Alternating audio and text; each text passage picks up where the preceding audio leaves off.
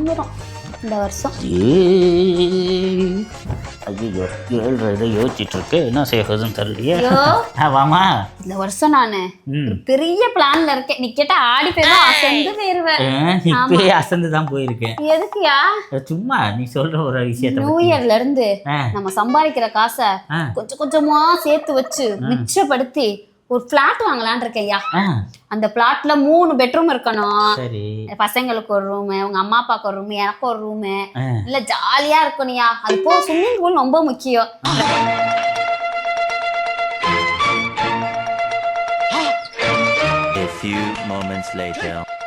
வாங்கணும் அந்த வருஷம்.